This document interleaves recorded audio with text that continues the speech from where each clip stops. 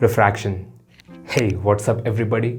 Welcome back to our channel. This video is purely an educational video. In this video, we are going to discuss three important things related to refraction. The first one, effect on the speed of light, wavelength of light, and the frequency of light due to refraction. And the second one, the relation between the speed of light and the refractive index. And the third one, the relationship between the wavelengths of light in two different media. Let us jump into the video.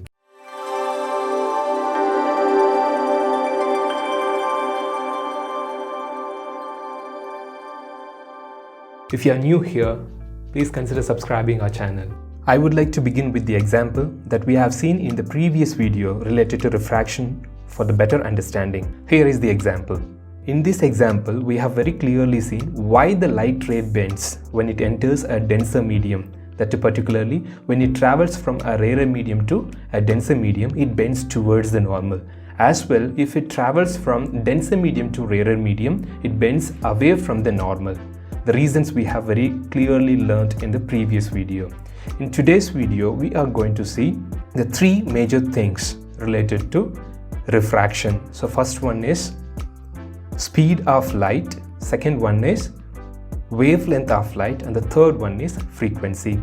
Let us see one by one. When a group of soldiers march on the ground and in the water, we can notice two major differences and one similarity, which we can use to compare and learn today's topic: the effects on speed of light, wavelength of light, and frequency of light due to refraction. Let us compare and see one by one. First one, speed of light. The soldiers march fast on the ground, whereas in the water, slow.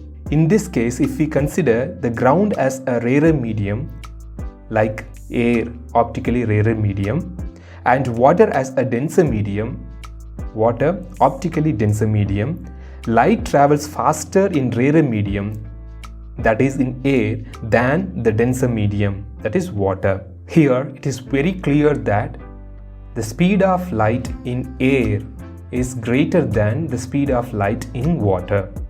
Now let us see the second point, wavelength of light due to refraction. Here we can notice the soldiers take long steps on the ground, but in water, short steps. Let us imagine the distance covered by each soldier is nothing but wavelength. That is, each step is wavelength, which is indicated by a symbol called lambda. When the soldiers march on the ground, they will be taking long steps, so the wavelength is more. But when they march in the water, each step will be shorter than the step that they have taken on the ground. That is, the wavelength is less or it decreases. Now it is very clear that when the light ray travels from a rarer medium to a denser medium, it has always a greater wavelength in the rarer medium than in the denser medium. Now we are going to see the third point, which is most important point, similarity between the light ray in both rarer and denser medium. In the given example, we can notice the number of steps taken by the truth does not increase or decrease. We can notice only the speed getting decreased due to decrease in the wavelength of light, but not the number of steps taken. If we take each step as frequency, then the frequency of light ray does not change in either of the medium. It is important to mention the frequency of light always depends upon the source of light or the color of light. So it does not change due to refraction. The symbol for frequency is small letter f. The speed of light in vacuum or air is taken as small letter c, whereas in any other transparent medium we take it as capital letter V. Now let us see a relation between frequency, wavelength, and speed of light in a particular medium. The speed of light V in a medium, its wavelength in the same medium, and the frequency f are related as V is equal to f lambda, or lambda is equal to V by f. So with the help of a simple example, we have seen these three important points. First one, when a ray of light travels from a rarer medium to denser medium, its speed decreases. When the same light ray travels from a denser medium to a rarer medium, its speed increases. And the second one, speed of light in a medium is related to its wavelength in that medium and the frequency V is equal to f lambda. And the third one, the frequency of light depends on the source of light, so it does not change due to refraction. These are the effects on speed, frequency and wavelength of light due to refraction. Now let us see the second topic in our video, relationship between refractive index and speed of light. We all have learned the speed of light varies depending upon the optical density of the transparent medium. I would like to remind you of the speed of light in three different media: air, water and glass. We have already known the speed of light in vacuum or air is 3 into 10 to the power 8 meter per second. In water, 2.25 into 10 to the power 8 meter per second. And in glass, it is 2 into 10 to the power 8 meter per second. Now let us see how refractive index and the speed of light are related. Refractive index. Refractive index is indicated with a Greek alphabet called mu. Its definition is refractive index of a medium is defined as the ratio of speed of light in vacuum or air to the speed of light in that medium. This is also called as the absolute refractive index. The relation is mu is equal to C by V. C is speed of light in vacuum or air. V is the speed of light in a particular medium, for example, water, glass, or diamond, etc. In the relationship between the refractive index and speed of light, we can find two categories. Now let us see them. The first one, absolute refractive index, and the second one, refractive index of two media other than vacuum or air. So what is absolute refractive index? It is super simple. If the refractive index of a medium is taken with respect to vacuum, we call it as absolute refractive index. Whereas on the other hand, if we take the ratio of the speed of light in any medium, for example water, to the speed of light in any other medium like glass, then we can call this as the second category, two media other than vacuum or air. We do have one major difference. The absolute refractive index will never be less than 1 because the speed of light in any other medium is less than the speed of light in vacuum. So the absolute refractive index will be always greater than 1. Here we have two examples to calculate the absolute refractive index or the refractive index. In the first example, we can see the light ray traveling from air to glass. In here, the speed of light is 3 into 10 to the power 8 meter per second in air, whereas in glass 2 into 10 to the power 8 meter per second. So if we cancel 10 to the power 8 and 10 to the power 8, we will be getting 3 divided by 2, that is equal to 1.5. The refractive index has no unit since it is the ratio of two similar quantities or pure ratio. In the second example, we can see the light ray traveling from air to water. In air, 3 into 10 to the power 8 meter per second, and in water, 2.25 into 10 to the power 8 meter per second.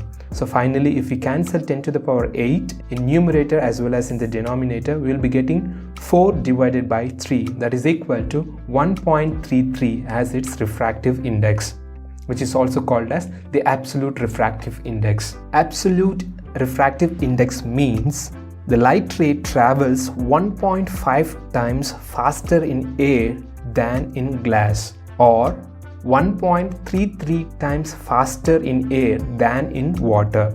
This is applicable for all the other transparent media. Whereas on the right hand side, we have a light ray traveling from water to glass. So speed of light in water is 2.25 into 10 to the power 8 meter per second, whereas in glass 2 into 10 to the power 8 meter per second.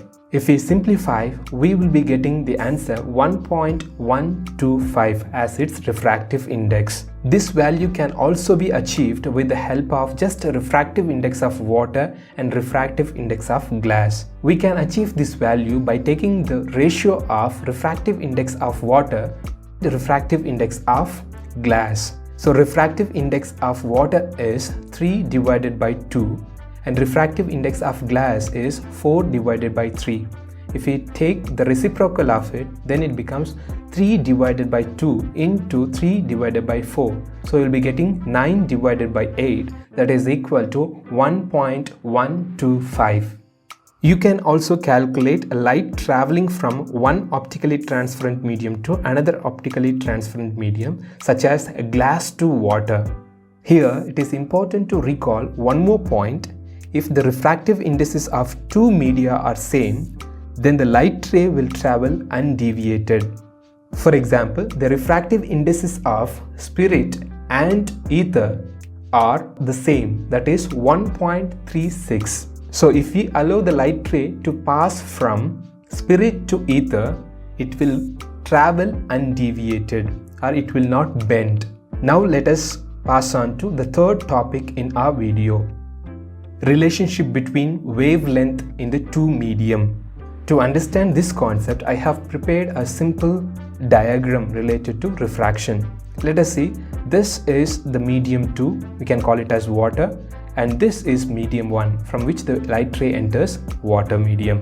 Wavelength in air medium is lambda, and in water is lambda dash, and speed of light in air medium is c, whereas speed of light in water medium is v, and frequency in both the medium is same, f. Let us consider a light ray traveling with a frequency f from air to water. We know that the frequency remains same, but the speed of light and the wavelength of light decreases in water. Let's take the speed of light in air is c. From the relation f is equal to c by lambda, we can adapt it for air and as well as for water. So for air, f is equal to c by lambda, but for water, f is equal to v by lambda dash, according to the given values. If you are equating these two values, then we are going to get c by lambda is equal to v by lambda dash, and by cross multiplying them, we will have lambda dash into c is equal to lambda into v. By sending c to the denominator on the right hand side, we will have lambda dash is equal to lambda into v divided by c, or lambda dash is equal to lambda divided by mu. Note, very important, mu is equal to c by v. By taking reciprocal of this, we are going to take reciprocal of mu also, that is 1 by mu is equal to v divided by c. If you are substituting that value here in this equation, then we will be getting lambda dash is equal to lambda divided by mu. From this relation, we clearly understand when a light ray passes from a rarer medium to denser medium, the refractive index will be always greater than 1.